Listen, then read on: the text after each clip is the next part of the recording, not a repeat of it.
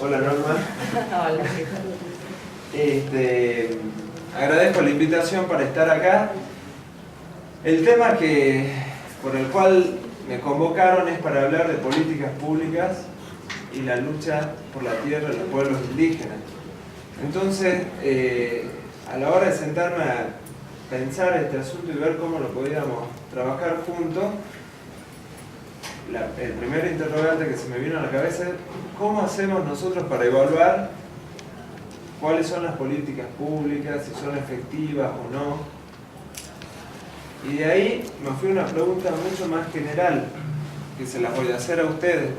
¿Cómo hacemos nosotros para saber si un gobierno es bueno o no? Les pregunto.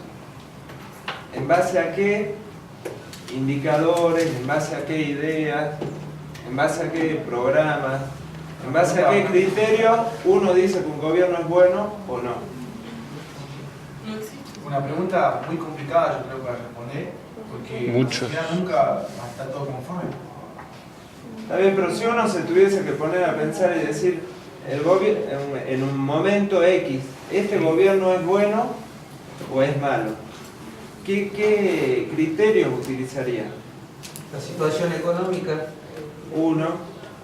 De por sí es como un exceso de organización el que tenemos, entonces yo creo que en vez de hablar de bueno y malo habría que hablar de que está dando lo mejor que se puede hacer o no, digamos. Bien. Yo creo que lo evaluaría de ese lado. Eso es como que uno es una cuestión de medios. Si uno hace lo que está a su alcance para hacerlo, siempre que esté orientado a un objetivo, Claro, porque sería aceptable. lo que decía él, que la sociedad no va a estar nunca toda conforme, tiene que ver con eso, que es mucha población para muy pocos, que es como un exceso de organización. Entonces, habría que evaluar si ese gobierno dio lo mejor que se podía dar para poder tratar de conciliar, digamos, las distintas necesidades y requisitos que requiere por ahí una población para estar bien organizada, bien administrada. ¿No? ¿Alguna otra idea? Comparándolo con los anteriores gobiernos. Es que también la idea de que el gobierno gestiona muy poco tiempo en relación a la vida que tiene un Estado. Un Estado es algo mucho más grande y complejo, y el gobierno es simplemente un estadio, un periodo muy cortito en el cual la gente que lo ocupa gestiona los recursos del Estado. Entonces es como muy difícil tener unos criterios para determinar si el gobierno es bueno o malo, pero sí se puede verlo en la periodicidad a nivel histórico. Si el gobierno ha sido estadista y ha pensado en tiempos medianos, sin largos plazos, creando y gestionando y dejando bases para seguir adelante, puede decirse que fue un muy buen gobierno, pero si ha sido muy momentáneo o ha hecho grandes obras de construcción simplemente para que los habitantes lo vean y lo creen como en ese momento lo bueno, capaz que a la larga se puede evaluar como un gobierno que no ha sido bueno. Bien, ¿alguna otra idea? La disminución de la pobreza. Bien, ese es un punto que hacia ahí va particularmente. Ustedes saben que con una simple pregunta surgieron varios criterios sobre cómo evaluar si un gobierno es bueno o malo. En ciertos lugares que le dan el rótulo de los más importantes en la academia y demás, como Oxford, Harvard, ellos dicen que los gobiernos se miden según cómo les va en la lucha contra la pobreza, ¿no? Entonces, realmente la vara es súper alta. ¿La pobreza de quién? Por eso. De la sociedad. Y en función de eso se determinan muchas políticas. Pero solo quería utilizar este ejemplo como disparador para que nosotros veamos qué difícil es evaluar un gobierno. Hay una gente allá en el hemisferio norte que piensa que un gobierno es bueno por esta cuestión. Pero si nosotros nos tenemos que ceñir al tema que les presenté hace rato, que es el de políticas públicas y lucha de los pueblos indígenas por la tierra, ¿cómo hacemos nosotros para evaluar las políticas públicas en relación a ese tema? Ya con algo tan genérico y que nosotros lo manejamos y recibimos información constantemente por los medios sobre cuestiones vinculadas a los gobiernos, nos generan disparidad de criterios para saber si es bueno o malo. Yo no digo que uno sea mejor que el otro. Lo que quiero decir es, ¿cómo hacemos nosotros para evaluar este tipo de políticas públicas en relación a los pueblos indígenas? Entonces, ¿qué políticas públicas? ¿Sobre qué? ¿Quién las dicta? ¿El Estado Nacional, el Estado Provincial, el Estado Municipal? Entonces, una de las cuestiones que puede servir de eje para analizar este tema es el relacionado a cuáles son los derechos de los pueblos indígenas.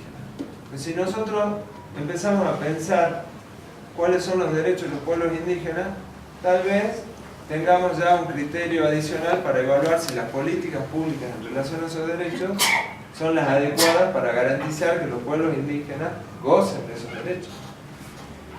Y vemos que ustedes saben que los derechos de los pueblos indígenas que tienen mayor demanda de reivindicación son los derechos territoriales, reivindicar sus territorios, el derecho a la identidad cultural, el derecho a la autodeterminación, ya vamos a conocer un poquito sobre eso, el derecho al acceso a los recursos que les permiten vivir conforme a su cultura, que es muy similar al derecho a la identidad cultural. Ahora, ese es un criterio genérico y que nos puede servir para evaluar. Si nosotros pensamos lo que pasó en los últimos casi 20 años, ¿no? Hubo un gran cambio en el nivel normativo de nuestro país a raíz de la reforma a la Constitución Nacional que fue en el año 1994. En ese año se incorporó un artículo que es el artículo 75, inciso 17, que seguramente los colegas después van a hablar en mayor detalle de eso, donde se hace un reconocimiento en la Constitución Nacional, que es la ley más importante que tiene nuestro país, sobre los derechos de los pueblos indígenas. Este reconocimiento abarca los derechos que yo les acabo de mencionar simplemente ahí. También en nuestro país están vigentes otras leyes que son muy importantes, como por ejemplo, inclusive tratados internacionales, como la Convención Americana sobre Derechos Humanos. También tenemos el convenio 169 de la Organización Internacional del Trabajo vinculado a los derechos de los pueblos indígenas.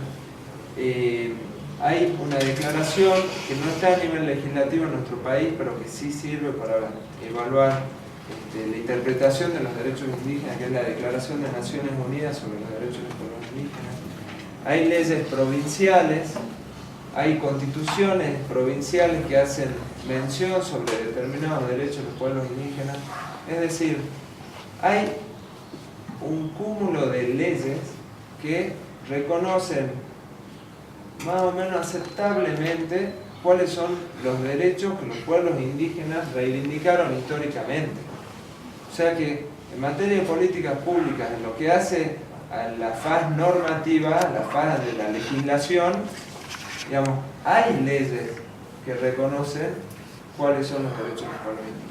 Y esa sin duda es una conquista muy importante de los pueblos indígenas y de las organizaciones que promovieron este reconocimiento a nivel normativo, conjuntamente con las otras organizaciones que trabajaron con ellos, organismos de derechos humanos, organizaciones sociales. Entonces, si nosotros tenemos que en nuestro país y en nuestra provincia son aplicables leyes que reconocen los derechos que son reivindicados por los pueblos indígenas, bueno, ahora veamos si esos derechos han sido reconocidos, si esos derechos han sido efectivamente gozados por los pueblos indígenas. Porque ¿cómo hace uno para evaluar si un derecho humano está siendo gozado o no por la persona, por la colectividad o por el grupo que se trate? Simplemente hay que evaluar si hay un disfrute de ese derecho, es decir, si se me reconoce a mí el derecho a la salud, fácilmente se va a poder evaluar si ese derecho en mi caso está siendo disfrutado o no. ¿Cómo? Si tengo una alimentación adecuada, si tengo acceso a bienes que son esenciales como el agua, si cuando tengo alguna dolencia puedo recurrir a un sistema que me ampare. Bueno, hay muchos ejemplos. En relación a los pueblos indígenas y vinculado al tema que nos convoca, porque podríamos estar toda la tarde hablando de esto, estoy salteando todo el análisis vinculado a la legislación de los derechos de los pueblos indígenas, es la tierra, los territorios. Ese creo que es un criterio central para evaluar si las políticas públicas han sido las adecuadas o no. Ahora, pensemos si los pueblos indígenas y las comunidades que habitan en esta provincia han gozado y están gozando de ese derecho a su tierra, a sus territorios. Ustedes saben que es de público conocimiento la demanda que tienen los pueblos indígenas para que efectivamente se les reconozcan estos derechos. Hay legislaciones que justamente hace 5 o 6 días la Cámara de Diputados de la Nación prorrogó la vigencia de la ley 26.160, que era una ley que suspendía los desalojos en nuestro país y que ordenaba hacer un relevamiento sobre que también ahí hay tela para cortar, sobre cuál era la posesión actual y pacífica de las tierras y territorios de los pueblos indígenas. Esa ley fue prorrogada, es decir, que desde el nivel formal, normativo, desde el año 2006 que fue sancionada esta ley, hasta el año 2017 no debería ocurrir ningún desalojo de comunidades indígenas. Sin embargo, yo le podría nombrar 5 en esta provincia sin pensarlo, sin analizar todos los otros que no llegan a conocimiento nuestro ni toma una faz pública en este asunto. Vuelvo al tema. Entonces, políticas públicas en relación a la tierra. Un criterio para analizarlo es ver si lo están gozando. No están gozando de este derecho a la tierra y a los territorios de los pueblos indígenas de esta provincia. Salvo muy contadas ocasiones, las comunidades tienen sus tierras y territorios a nombre de las comunidades.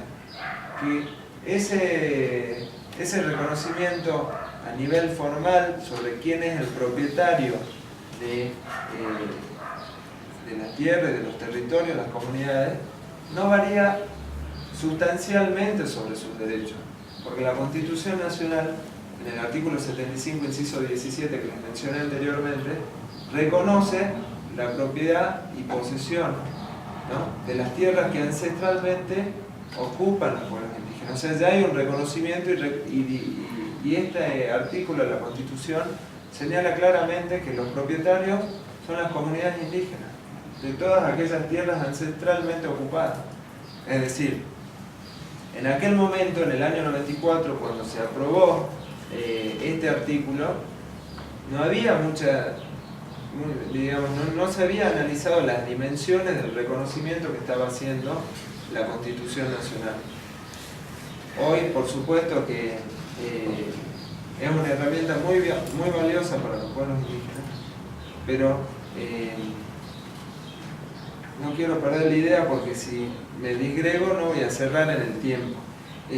Lo que les decía es que el título, es decir, que tengan el reconocimiento formal, no varía sustancialmente los derechos a la propiedad que tienen los pueblos indígenas. Los pueblos indígenas, con solo acreditar la posesión, ¿no?, y el vínculo que tienen con la tierra, son titulares de los derechos reconocidos en el orden normativo. Ahora, en nuestra provincia, muy pocas comunidades tienen reconocidas las tierras y sus territorios a su nombre. Pero sabemos que muchas comunidades están en posesión de sus tierras y sus territorios. Sin embargo, hay una importantísima presión de ciertos sectores que pretenden disputarle esos territorios a las comunidades indígenas. Puntualmente, digamos, hay un interés agropecuario por desarrollar en sus territorios ciertas actividades que son absolutamente incompatibles con el destino que las comunidades indígenas le quieren dar. Se le dan, ocurren en la práctica desalojos por vías de hecho, de a poco se van desplazando a las comunidades indígenas. Uno dice, ¿cómo se hace eso? Bueno, para nombrar un caso nada más, se empiezan a alambrar progresivamente territorios, ¿no? Zonas de los territorios de las comunidades indígenas, y una vez que están instaladas se genera otra dificultad más para los pueblos indígenas y las comunidades, que es la cantidad de obstáculos que tienen para ejercer y hacer valer sus derechos en el sistema judicial. Entonces no quiero entrar mucho en ese tema, pero esa es una de las vías más comunes de desplazamiento por vías de hecho y desalojos por vía de hecho de pueblos y comunidades indígenas. Para cerrar, digamos, con esta idea de las políticas públicas y demás, junto acá con Norma hicimos un trabajo hace 5 años, acá Norma haciendo un relevamiento sobre cuál era la situación de las comunidades indígenas en el departamento de San Martín. Realmente eran muy pocas, el 5% era... el 8%. El 8%, solo el 8% de las comunidades indígenas tenían las tierras a su nombre. Solo el 8% de la totalidad de las comunidades indígenas relevadas en ese departamento. Que si bien acabamos de decir que no hace falta tener el título, la escritura a nombre de las comunidades para que hagan valer sus derechos sobre sus tierras y sus territorios, esto es un indicador de cuáles son las políticas públicas en la materia. Hablamos de que hay desalojos de hecho, hay presiones para avanzar sobre el territorio de los pueblos indígenas que son permitidas justamente porque las políticas que se están aplicando no están direccionadas a que los territorios estén al nombre de las comunidades indígenas. Si las comunidades indígenas tuviesen sus tierras y sus territorios a su nombre, no tendríamos los problemas, como nombró Norma hace rato, de los desmontes ilegales, no tendríamos desplazamientos tan frecuentes como ocurren actualmente a través de alambrados. Sería mucho más sencillo para ellos que el sistema responda en auxilio de sus derechos de propiedad, porque tendrían las tierras a su nombre. Las comunidades indígenas hoy, cuando tienen algún problema, van por ejemplo, a hacer una denuncia policial o a ejercer su derecho de petición ante las autoridades y les exigen los papeles para acreditar que son las dueñas de sus tierras y de sus territorios. Me parece que queda muchísimo por hacer en lo vinculado a políticas públicas relativas a los derechos de propiedad sobre la tierra y territorio de los pueblos y comunidades indígenas. Por supuesto que la conquista a nivel normativo que ellas alcanzaron es sumamente importante porque las leyes son como herramientas, digamos, que tienen que ser utilizadas para garantizar que ellos puedan gozar de sus derechos efectivamente. Entonces, simplemente dejo como reflexión de que un buen eje para analizar si unas políticas públicas son efectivas o no es evaluar si las tierras y los territorios de las comunidades de los pueblos indígenas están a su nombre. La charla no era pretenciosa, era simplemente traer ese tema.